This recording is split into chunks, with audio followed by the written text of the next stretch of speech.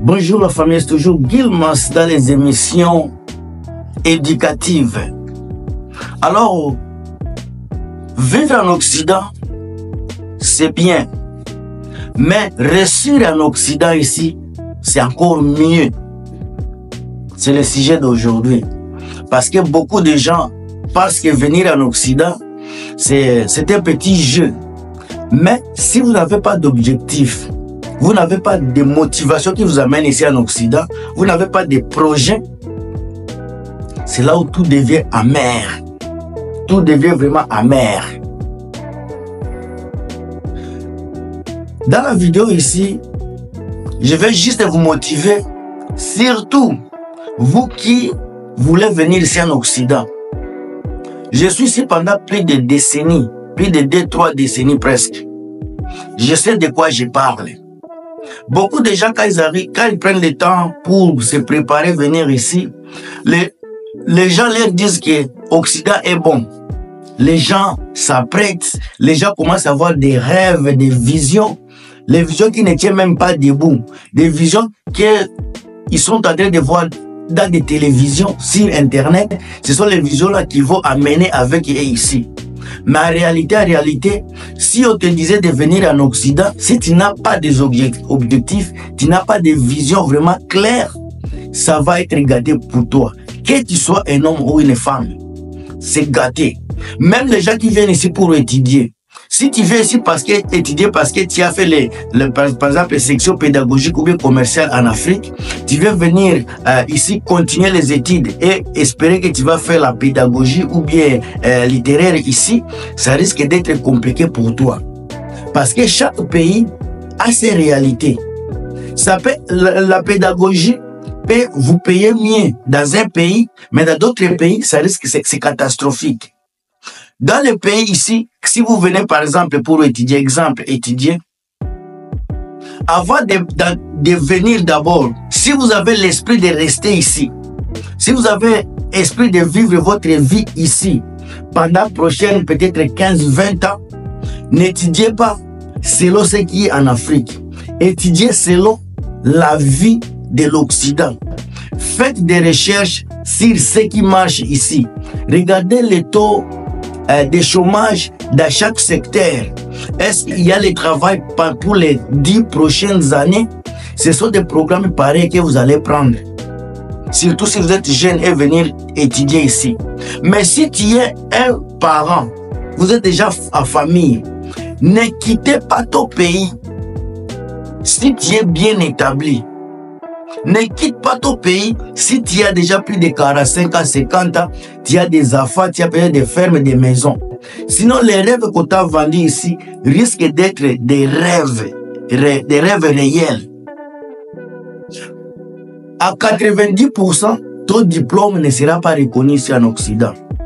À ton arrivée ici, les rêves qu'on t'a vendus sur les réseaux sociaux, les salaires qu'on t'a peut-être proposé, si c'est 4 000 $ par exemple par mois, ça pourra être un salaire brut qu'on n'a pas encore prélevé les taxes, les impôts.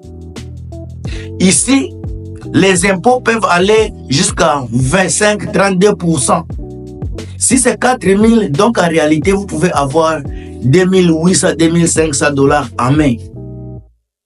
Et avec 2500 $, posez-vous la question, si vous vivez dans des villes à surchauffe, dans des grandes cités, dans des grandes villes métropolitaines, où le loyer va coûter la moitié de votre salaire, si vous allez augmenter l'électricité, l'internet, votre téléphone, l'eau, vous mettez également la nourriture, votre transport, ça risque d'être compliqué.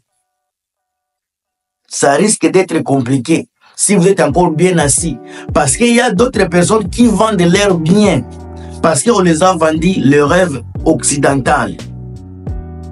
Et en arrivant ici, ces gens-là vont utiliser l'argent qu'ils ont amené ici parce qu'ils ne se retrouvent pas, il n'y a pas le travail. Le vrai travail qui est ici en Occident, c'est être des vigiles. c'est de travailler dans des sécurités, puisque les diplômes que vous avez en Afrique, à 90% encore, risquent de ne pas être reconnus ici. Alors quand vous arrivez ici, vous allez vous retrouver dans un dilemme. Vous ne savez pas quoi faire.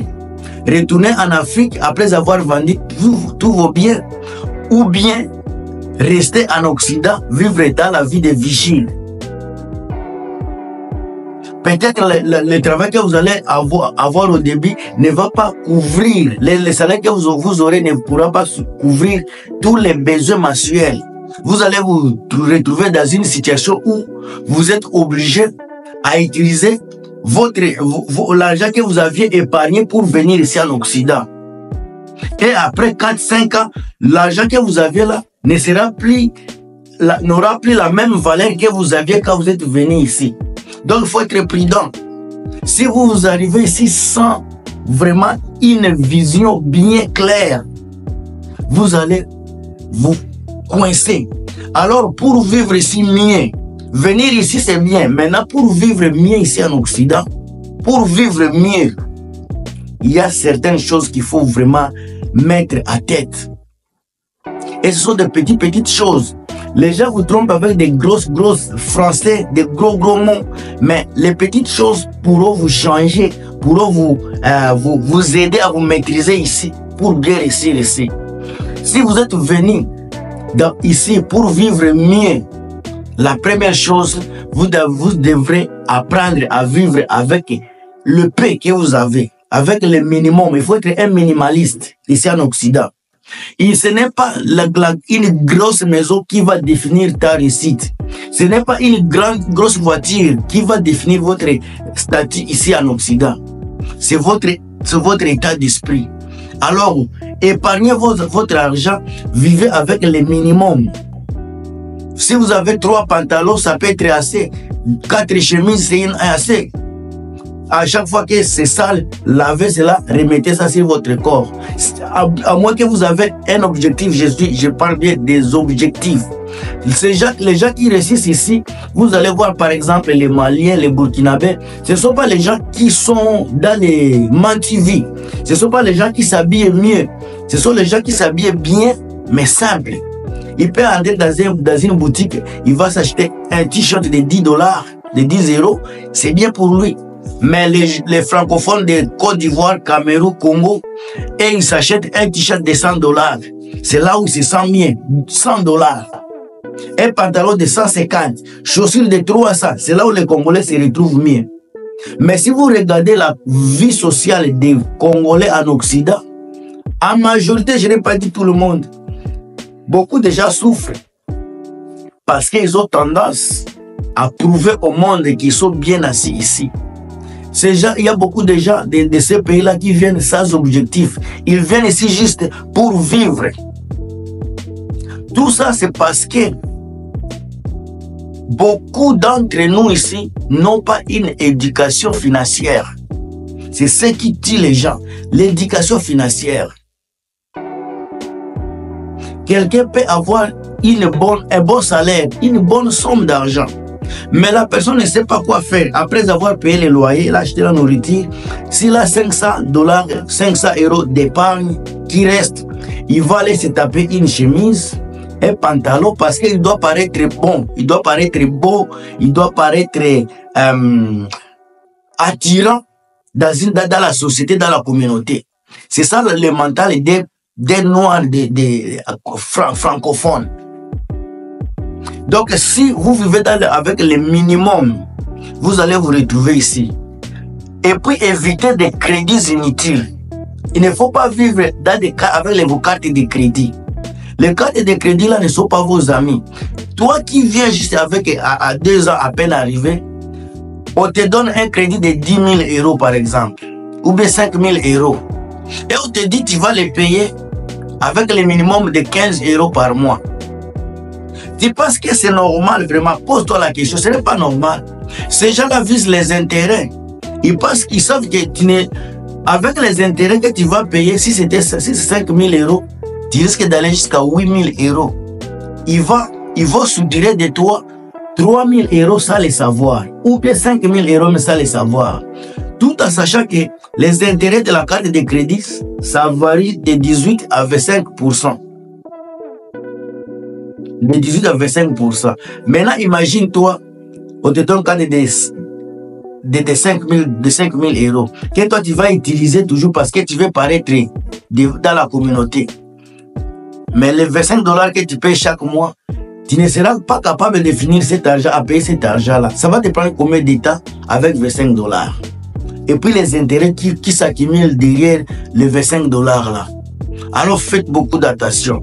Évitez les dettes inutiles, d'emprunter l'argent que vous n'avez pas besoin. Vivez avec le minimum. Et puis visez encore les coûts où le coût de location est moins élevé. Dans chaque ville, il y a les coûts où le coût de location est moins élevé. Mais je ne vous dis pas d'aller dans des coins où le taux de criminalité est élevé. Si la grande ville métropolitaine, là où vous habitez, le coût de la vie est élevé, pourquoi ne pas vous déplacer dans des provinces où vous pouvez gagner beaucoup d'argent? Beaucoup de gens dans notre communauté veulent rester dans des centres, dans des grandes villes, parce qu'ils veulent vivre à côté de la communauté. Ils veulent vivre à côté des autres. Mais le jour où vous êtes venu ici en Occident, vous n'étiez pas venu avec les autres. Vous étiez venu seul. Je ne comprends pas pourquoi vous aurez des difficultés d'aller vivre seul dans un coin pendant que tu étais venu seul déjà. Au début, tu étais venu seul, tu n'es pas venu avec tes amis. Tu as raconté tes amis ici. Tes amis là, s'ils décidaient aujourd'hui de partir, il faut partir. Mais pourquoi toi tu as peur de partir, de laisser tes amis, si tu vas sauver l'argent qui pourra aider ta famille à grandir? Ce sont des éléments, des petits éléments qu'il faut que les gens ici ne réussissent pas. Alors, vivre avec le minimum, vivre sans les crédits inutiles et vivre dans un coin où le coût de location est moins élevé, ça va vous permettre également à épargner beaucoup. Tu peux vivre bien ici en Occident, mais c'est encore mieux de vivre ici en Occident. Si tu fais des petits calculs là, ça va t'aider. La dernière chose, c'est prendre les cours de formation. Les cours de formation, être un plombier, un électricien, ce sont des cours qui ne durent pas, qui ne prennent pas beaucoup de temps. Mais ça pourra vous donner beaucoup d'argent dans le futur. Si vous avez vous avez besoin de vous stabiliser vite, les cours techniques là, ça va vous aider à vous stabiliser rapidement. Oh, je ne vous ai pas dit, moi je vous ai dit parce que je vous aime beaucoup. Tout ce que je vous demande, c'est mettre seulement les j'aime et les commentaires. Moi, je vous donne les informations. Tout ce que je vous demande en retour, ce sont les j'aime et les commentaires si vous en avez. Parce que j'ai besoin de vos commentaires. Des fois, j'aimerais savoir de quel coin du continent ou bien de ce monde vous me regardez. Ça me fera du bien de savoir là où j'ai percé pendant ce temps que je suis sur les réseaux sociaux. On se revoit à très bientôt mes chers amis. À plus.